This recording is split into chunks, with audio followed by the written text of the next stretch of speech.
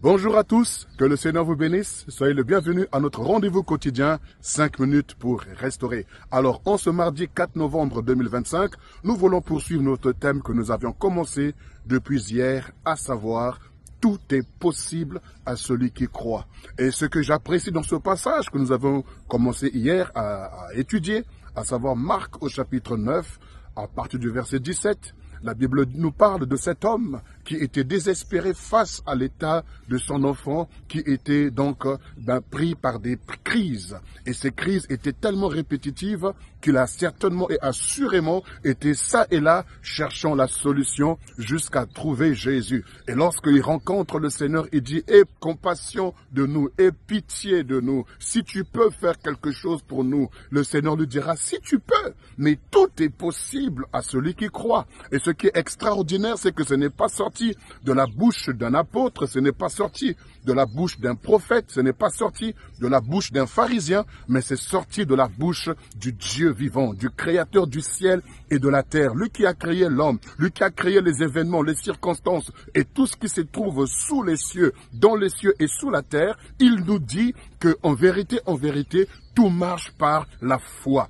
Tout opère par la foi. Toute situation change par la foi. Tout est bouleversé par la foi. Tout est renversé et rétabli par la foi. Et il dit tout est possible à celui qui croit. Donc celui qui croit a la capacité de bouleverser les événements, de changer les situations. Nous avons vu comment est-ce que Josué a pu arrêter la lune sur Gabaon. Comment est-ce que Élie a pu arrêter la pluie pendant 3 ans et demi parce que c'était des hommes ordinaires comme toi et moi. Et la Bible dit qu'ils avaient la foi. Et nous croyons que si nous avons la foi, eh bien nous pouvons déplacer les montagnes, nous pouvons changer les situations, nous pouvons bouleverser tout ce qui nous environne. Ce que tu traverses n'est pas là pour te détruire. Ce que tu subis n'est pas là pour te détruire, mais ce que tu subis doit t'amener à expérimenter la grandeur de ton Dieu, doit t'amener à expérimenter la suprématie, la puissance de Dieu, l'amour de Dieu envers toi. Ce que tu traverses ne peut jamais te tuer parce que le maître que tu sers, Jésus-Christ de Nazareth, en qui tu as cru, à qui tu as donné ta vie, la Bible nous dit qu'il est au contrôle. Il est le maître des temps et des circonstances.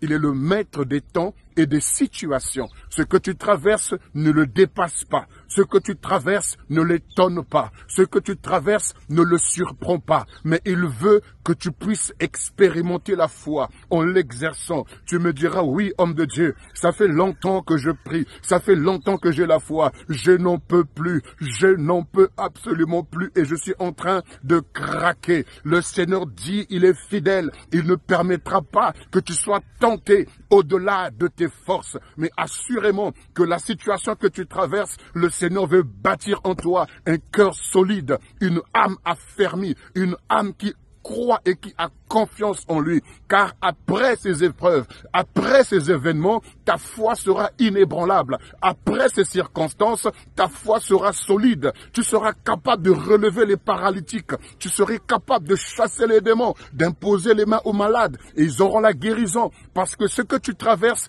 eh ben, c'est un terrain d'entraînement, un terrain de préparation et de formation. Oui, c'est tout à fait normal. Ça fait mal, c'est douloureux, c'est triste. Tu as envie d'en sortir, mais je t'assure que la situation est là. Mets tes genoux à terre, pleure ton Dieu, invoque ton Dieu, parle à ton Dieu, parce que avant que tu ne voies le changement sur le plan de vue physique, il faut que le changement commence d'abord par toi-même. Il faut que ta façon de voir les choses change. Il faut que ta foi en Dieu soit concrète et soit réelle. Que tu ne puisses pas avoir une foi religieuse, que tu ne puisses pas avoir une foi superficielle, mais une foi vivante et active en ce Dieu. Quand tu dis que Jésus est vivant, tu sais de quoi tu parles. Quand tu dis que tout va changer, tu sais de quoi tu parles. Car l'apôtre Paul dira, je sais en qui j'ai cru.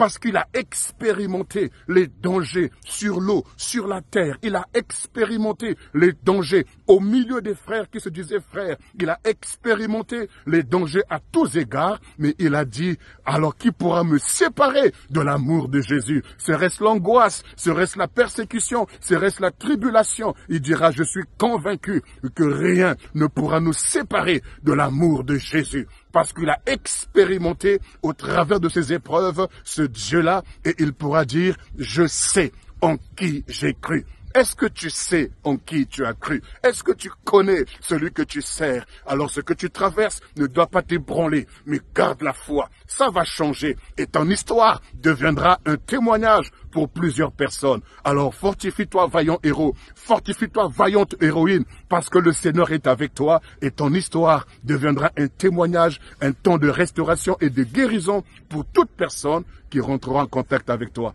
Que le Seigneur te bénisse. Très bonne journée à toi et à demain pour la suite de notre exhortation sur « Tout est possible à celui qui croit ». Shalom.